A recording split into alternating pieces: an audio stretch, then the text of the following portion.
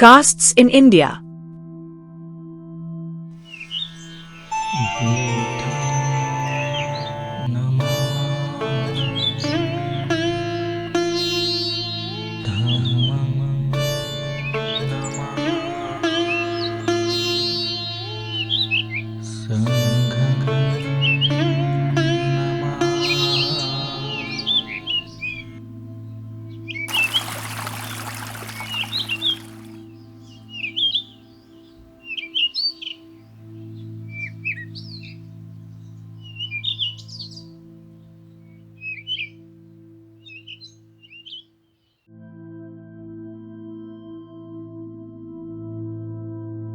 Thus, the great man theory does not help us very far in solving the spread of castes in India.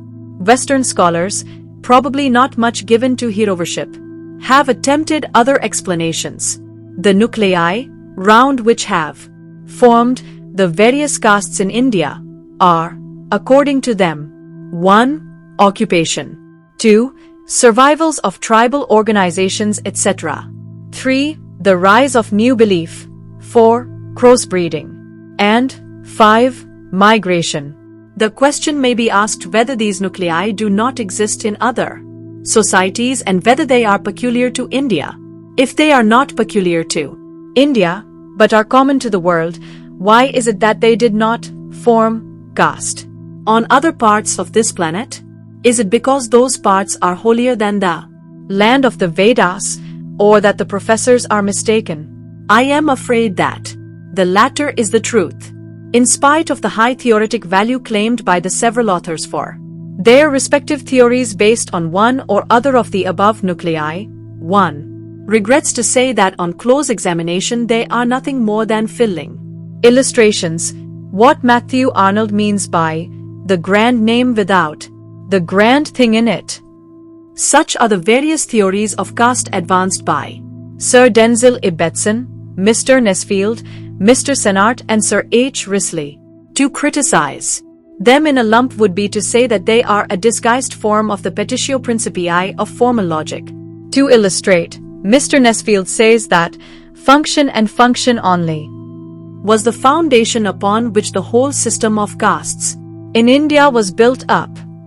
But he may rightly be reminded that he does not very much advance our thought by making the above statement, which practically amounts to saying that castes in India are functional or occupational, which is a very poor discovery. We have yet to know from Mr. Nesfield why is it that an occupational group turned into an occupational caste. I would very cheerfully have undertaken the task of dwelling on the theories of other ethnologists, had it not been for the fact that Mr. Nesfield's is a typical one, without stopping to criticize those theories that explain the caste system as a natural phenomenon occurring in obedience to the law of disintegration, as explained by Herbert Spencer in his Formula of Evolution, or as natural, as the structural differentiation within an organism, to employ the phraseology of orthodox apologists, or as an early attempt to test the laws of eugenics, as all belonging to the same class of fallacy which regards the caste system as inevitable, or as being consciously imposed in anticipation of these laws on a helpless and humble population. I will now lay before you my own view on the subject. We shall be well advised to recall at the outset that the Hindu society, in common with other societies, was composed of classes, and the earliest known are the 1. Brahmins or the priestly class, 2. The Kshatriya or the military class, 3. The Vaishya or the merchant class, and 4. The Shudra or the artisan and menial class. Particular attention has to be paid to the fact that this was essentially a class system in which individuals, when qualified, could change their class, and therefore classes did change their personnel. At some time in the history of the Hindus, the priestly class socially detached itself from the rest of the body of people and through a closed-door policy became a caste by itself, the other classes being subject to the law of social division of labor underwent differentiation, some into large, others into very minute groups.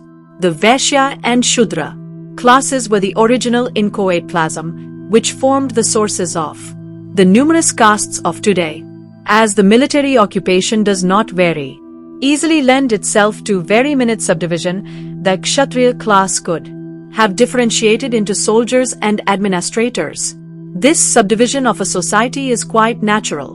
But the unnatural thing about these subdivisions is that they have lost the open-door character of the class system and have become self-enclosed units called castes. The question is, were they compelled to close their doors and become endogamous, or did they close them of their own accord? I submit that there is a double line of answer. Some closed the door, others found it closed against them. The one is a psychological interpretation and the other is mechanistic, but they are complementary and both are necessary to explain the phenomena of caste formation in its entirety. I will first take up the psychological interpretation. The question we have to answer in this connection is, why did these subdivisions or classes, if you please, industrial, religious or otherwise, become self-enclosed or endogamous? My answer is because the Brahmins were so. Endogamy or the closed-door system was a fashion in the Hindu society, and as it had originated from the Brahmin caste, it was wholeheartedly imitated by all the non-Brahmin subdivisions or classes who, in their turn, became endogamous castes. It is the infection of imitation that caught all these subdivisions on their onward march of differentiation and has turned them into castes. The propensity to imitate is a deep-seated one in the human mind and need not be deemed an inadequate explanation for the formation of the various castes in India.